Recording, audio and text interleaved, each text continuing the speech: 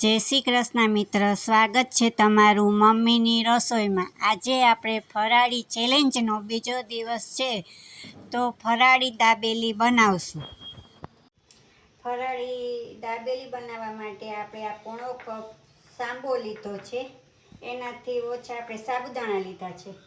આ દહીં લીધું છે 2 ચમચી, આ મસાલા સિંગ લીધી છે, આ કાજુ ને કિસમિસ 2 મિક્સ લીધા છે, આ બટેટા 2 બાફેલા લીધા છે, મીઠું લીધું છે, આ લીંબુનો રસ લીધો છે, આ આદુ મરચાંની પેસ્ટ લીધી છે, 1 ચમચી ખાંડ લીધું છે, 1 ચમચી જીરું લીધું છે, આ આમચૂર પાવડર લીધો છે, આ આપણે ચેવડો જે ફરાળી આવે એ લીધા છે, ને આ દાડમના દાણા લીધા છે।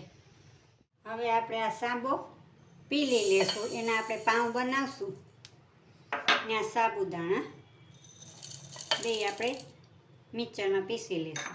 હવે આપણું આ પીસાઈ ગયું છે, એને આ બાઉલમાં કાઢી લેશું। આમ રવા જેવું પીસાવું, બહુ જ ઝીણું નહીં કે બહુ જાડું નહીં। હવે આપણે આ 2 ચમચી દહીં લીધું તો એ નાખી દઈશું।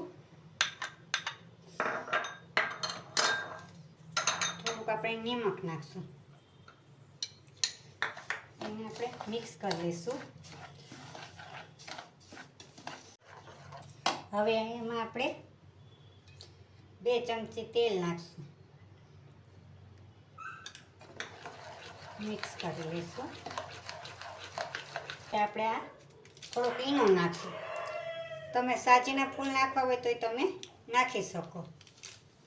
હવે જરાક આપણે એના ઉપર પાણી નાખશું, એટલે આપણું બેટર સરસ થાય। હવે એને સાવ મિક્સ કરી લઈશું। આપણું આ બેટર તૈયાર થઈ ગયું છે। હવે અવળી સાઈઝના વાટકા લીધા છે, એમાં આપણે ફરતું તેલ લગાડશું, ને આપણે એમાં નાખશું 1/2 ચમચા જેટલું આપણે નાખ્યું।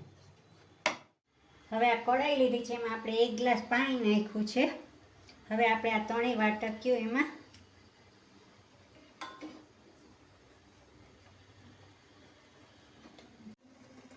અને ઢાંકી દીધું છે। હવે આપણે 5-7 મિનિટ આને રહેવા દઈશું, ત્યાં લગી આપણે ચટણી કરી લઈએ।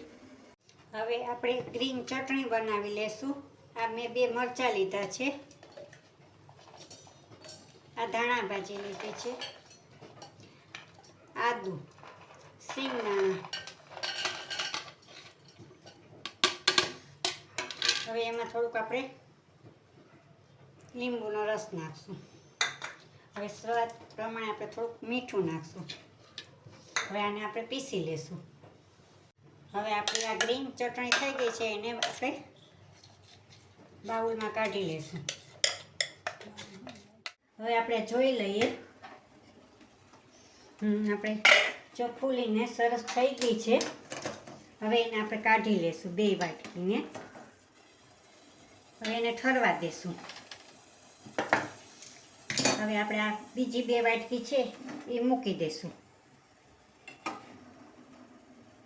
હવે આ ઢાંકી દઈશું। હવે આ કઢાઈ લીધી છે, હવે આપણે એમાં દાબેલીનો મસાલો બનાવી લઈએ। ગેસ ચાલુ કરી એમાં 1/2 ચમચી મેં ઘી નાખ્યું છે। ઘી થઈ ગયું છે। હવે આપણે આ જીરું નાખશું એમાં,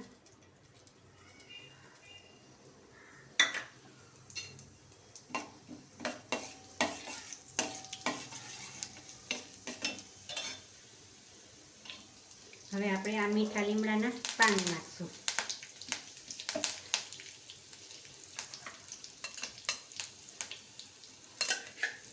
હવે આપણે આદુ ને મરચાં પેસ્ટ કરી અને જરાક કોતરી લઈશું।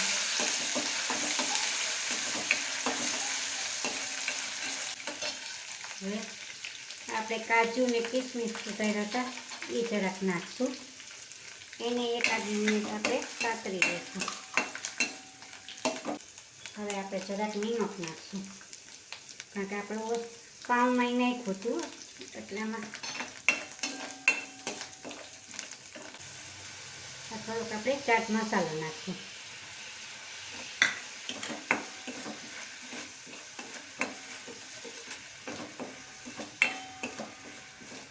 તમારે આ કાજુ ને કિસમિસ ન નાખવા હોય તોય કાંઈ વાંધો નહીં. હવે આ બટેટા નાખ્યા હતા એ આપણે નાખીને એમાં ને એમાં આપણે ફ્રાય કરી લઈશું.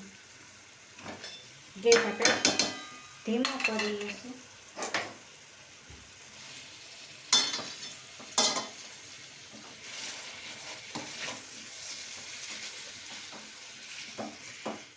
હવે આપણે આ દાબેલીનો મસાલો થઈ ગયો છે. હવે ગેસ બંધ કરીને આપણે આ દાડમના દાણા નાખવાના ને આ કોથમીર નાખવાની. હવે પછી એને મિક્સ કરી લેવાનું. આપણે આ પ્લેટમાં કાઢી લેશું મસાલાને.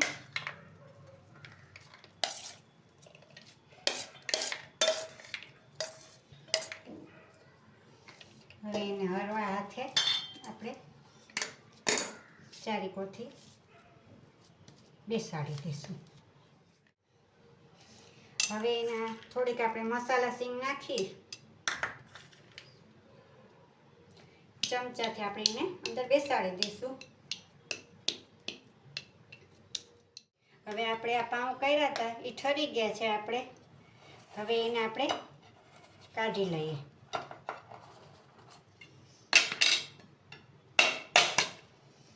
તમે જોવો છો આપણા થઈ ગયા છે. હવે એને ત્રણેય આપણે કાઢી લેશું. ત્રણેય થઈ ગયા છે. હવે એને આપણે હળવા હાથે વચ્ચેથી આપણે બે ભાગ કરી લેવાના છે. ધીમે ધીમે આપણે હળવા હાથે જ કરવાના છે.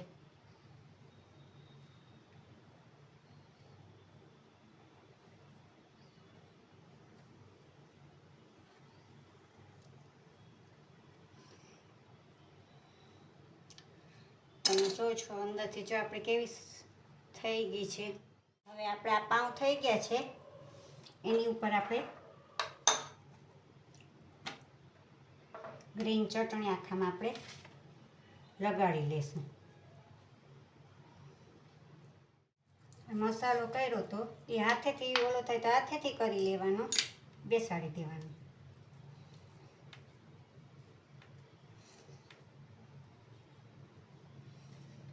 ફરતોય બહાર ના નીકળે એ રીતના બેસાડી દેવાનું. હવે જે આ પાછું ગ્રીન વાળું છે ને એ હવે એની ઉપર આપણે લગાડી ને જે ઓલું હોય એ આપણે કરી લેવાનું. હવે આને આપણે શેકી લેશું. હવે આપણે આ દાબેલીને શેકી લેશું. આ નોનસ્ટિક લોઢી લીધી છે. ગેસ ચાલુ કરશું. જરાક થાય પછી આપણે એમાં ઘી લગાડશું. તમારે બટર લગાડવું હોય તો તમે બટરથી શેકી શકો. હવે આપણે આ ઘી નાખ્યું છે.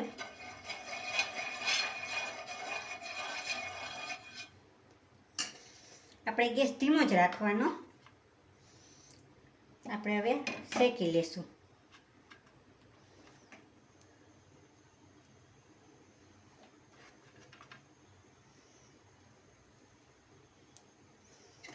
આપણે ઉપર જરાક ઘી લગાડી દઈશું.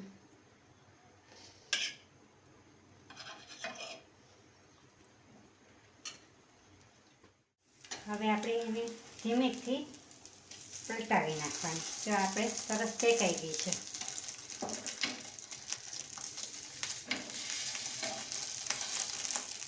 પાછું આપણે જરાક ઘી નાખી દેવાનું.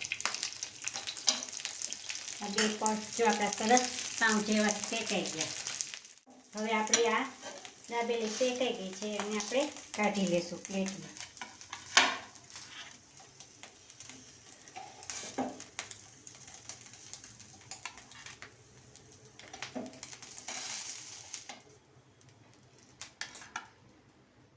હવે આ ચેવડો લીધો હતો એમાં આપણે દાબેલીને આવી રીતના મસાલામાં ચોંટી જાય